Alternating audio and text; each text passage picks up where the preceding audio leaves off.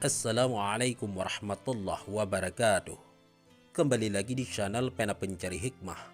Kali ini kita akan bahas kesombongan kecil mampu menghancurkan amalan sebesar gunung. Jangan lupa sukai video ini, komen, dan berlangganan, serta bagikan video ini agar bermanfaat bagi semua. Ada sebuah riwayat mengatakan bahwa para petinggi iblis tidak akan risau bila umat manusia melakukan amalan yang banyak. Mereka malah membujuk keturunan Adam dan mendorongnya agar beribadah sebanyak-banyaknya kepada Allah. Sebab menurut iblis, ketika seseorang merasa memiliki banyak amal, maka di sanalah bibit-bibit kesombongan akan mulai tumbuh, lalu menganggap diri paling benar dan lebih baik dari orang lain. Jika itu terjadi, sampai jungkir balik dalam ibadah pun akan sia-sia, sehingga walau perbuatan baik seseorang itu sebanyak bintang di langit atau seberlipat pasir di lautan, iblis tak peduli. Ketika seseorang telah merasa banyak melakukan kebaikan, maka seringkali ia menganggap remeh bila melakukan kesalahan, karena berpikir ibadahnya masih lebih banyak ketimbang perbuatan dosanya. Padahal dosa terbesar, kata Imam Ali, adalah dosa yang diremehkan oleh pelakunya. Sahabat Pena Pencari Hikmah, inilah misi terbesar iblis yang paling halus, namun dampaknya memporak-porandakan amalan seseorang. Iblis paham betul tentang hal ini, apalagi ia adalah korban pertama dari sifat keangkuhan tersebut. Lihat Al-Baqarah ayat 34. Ia yang terkenal ahli ibadah dan menempati posisi penting di istana langit harus terusir lantaran kesombongannya.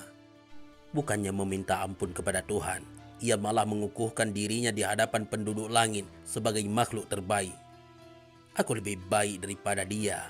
Kau ciptakan aku dari api, sementara Adam kau ciptakan dari tanah, katanya. Setelah terdepak dari singgasana surga, ia lalu memproklamirkan penentangannya, lalu memobilisasi segenap pengikut hingga keturunannya, agar perseteruan dengan manusia abadi hingga akhir zaman. Ia berjanji akan menyesatkan manusia dari 4 penjuru arah, depan, belakang, kiri, dan kanan. Namun ada 2 arah yang bisa jadi luput dari gangguan iblis, yaitu atas dan bawah.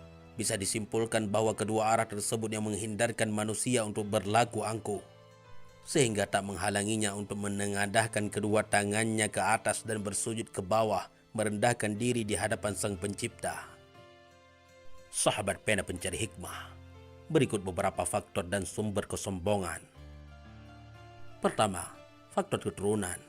Ialah seorang yang merasa berasal dari keluarga ningrat, darah biru, dan lain-lain, hingga menganggap diri tidak layak dibandingkan atau bersanding dengan orang lain.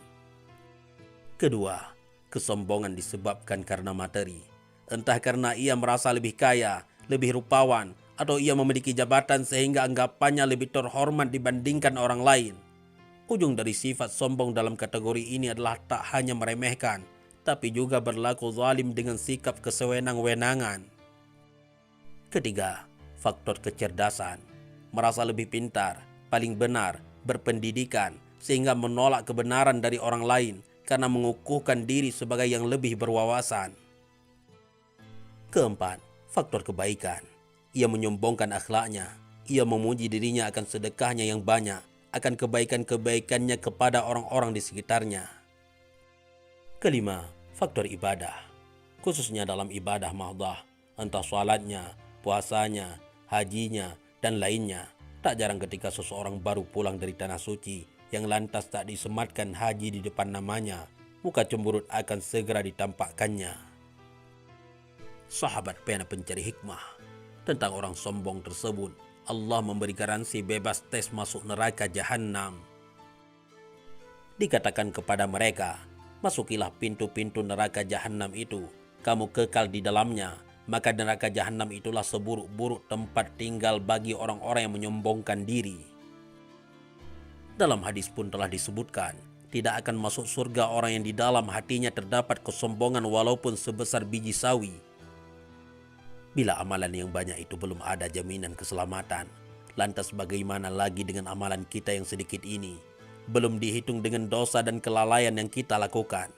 Maka Jika bukan karena kemurahan Allah dengan diutusnya Rasulullah Shallallahu Alaihi Wasallam untuk menjadi teladan dan pemberi syafaat di akhirat kelak, tentulah tak ada manusia yang bisa selamat. Wallahu a'lam bissawab. Mudah-mudahan ini semua bermanfaat. Assalamualaikum warahmatullahi wabarakatuh.